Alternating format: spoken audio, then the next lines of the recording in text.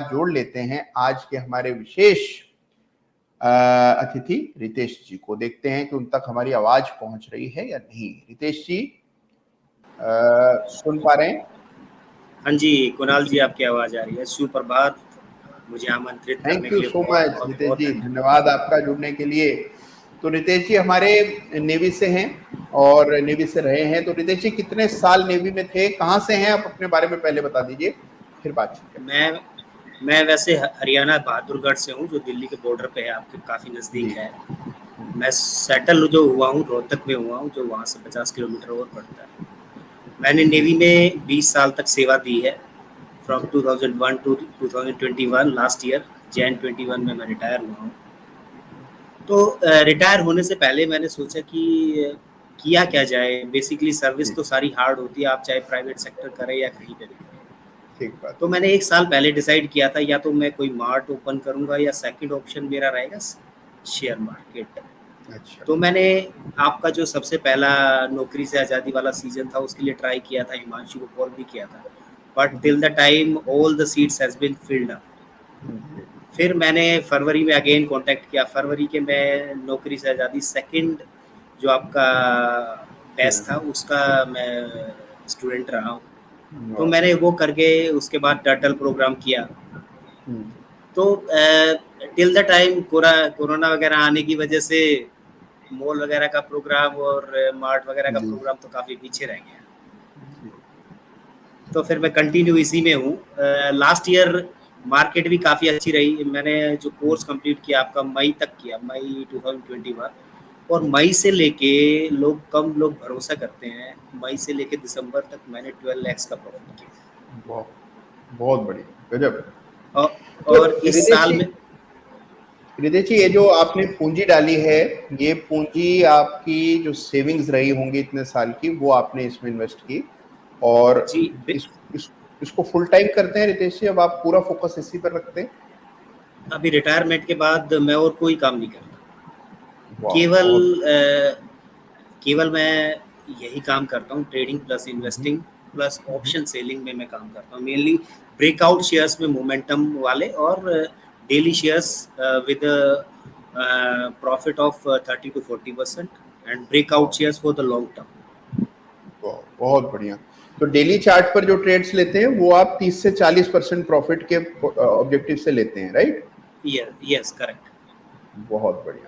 और इसके अलावा मोमेंटम इन्वेस्टिंग कर रहे हैं, ऑप्शन सेलिंग भी कर रहे हैं साथ में। तो 3 लास्ट ईयर अलग-अलग मैंने 3 पैटर्न मैंने चुने हैं, इन्हीं 3 में हूँ। पर मैंने अभी ट्रेडिंग के प्रैक्टिकल्स में एनरोल किया है फ्रॉम 16 अक्टूबर, जो आपका स्टार्ट हो रहा है। तो अभी मैं वो भी करना चाह रहा हूँ, because I am totally fully deployed to the trading and the investing.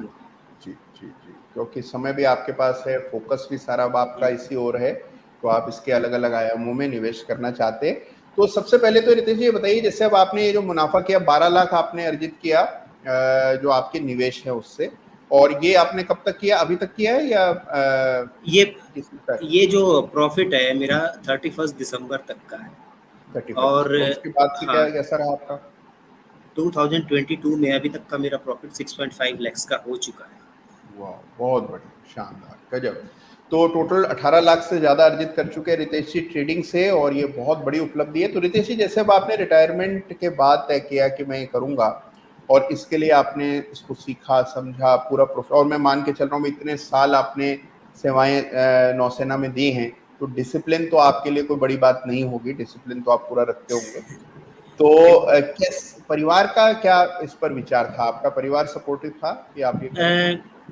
Basically इसमें इसमें क्या रहता है कि परिवार का सपोर्टिव रहना बहुत ज़रूरी है। अदरवाइज आपका कहीं पे भी आगे जाके आप किसी और न जॉब में, बैंक में या फिर किसी और जॉब में आपको जाना पड़ेगा। मेरी वाइफ इस चीज़ों में काफ़ी सपोर्टिव रही है। मैंने जो थोड़ा बहुत मार्केट देखना स्टार्ट किया 2016 से किया, कुछ प्रॉफिट किए, कुछ लॉस किया, लोगों की टिप्स पे भी काम किया। मतलब अल्टीमेटली क्या है, टिल द टाइम आपकी नॉलेज नहीं है, आप दूसरों पे डिपेंडेंट नहीं रह सकते। दूसरा आपको शेयर में घुसाएगा, फिर आप पूछोगे कब निकलूं, कितने बजे निकलूं, वो बोलेगा मेरे को भी इरिटेट कर रहे हो, आपको करना तो कुछ है नहीं। तो बेसिकली आपकी नॉलेज जो है वो इम्पोर्टेंट है। आप खुद ही डिसाइड करो कब घुसना है चक्रव्यूह में और कब बाहर। बिल्कुल ठीक है। और मेरे लिए काफ़ी रिस्की रहा है ये, क्योंकि एक अच्छी खासी सैलरीड सर्विस को छोड़ के आप बिल्कुल ज़ीरो पे आगे खड़े हो जाते, वहाँ से आप रिस्क लेना काफ़ी मतलब बहुत बहुत रिस्की रहा मेरे लिए।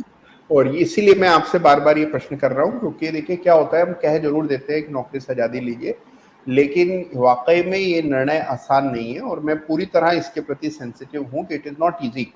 इसमें आपको अपने परिवार को साथ लेना होता है, आपका पूरा आत्मविश्वास चाहिए, तभी आप ये फैसला कर पाते हैं। क्योंकि देखिए जब तक आप नौकरी से आज़ादी लेने के बाद कुछ साल ट्रेड करते हैं, मान लीजिए उस तरह की सफलता आपको न मिले, तो क्या है कि वह बड़े निराश हो जाते हैं और सारा आपका वक्त चला जाता है। तो इसीलिए जरूरी है कि आप पूरी तरह श्योर हों कि आप क्या करने वाले हैं। तो क्या आपके मन में उस समय चल रहा था, यही जानने की मेरी इच्छा थी।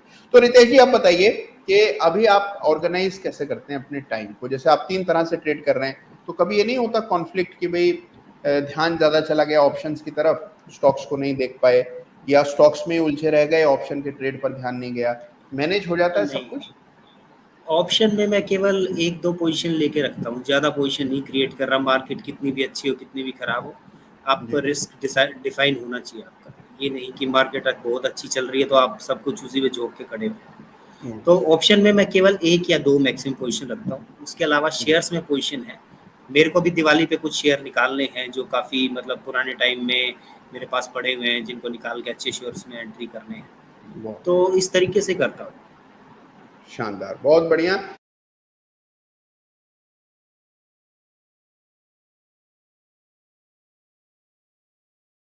तो रितेश जी देखिए, हम सब लोग चाह रहे हैं, अच्छा आप एक बात बताइए, जो लोग, बहुत सारे लोग ऐसे हैं जो आप जिस चीज को पार कर चुके हैं, क्योंकि अब तो आपको जॉब छोड़े हुए 1.5 साल हो गया और 1.5 साल में ठीक ठाक सफलता आपको मिल गई है। आने वाले समय में आपके इरादे क्या हैं? What are your plans? आगे क्या करें? बेसिकली मैं इसी चीज़ को थोड़ा सा जैसे जैसे आप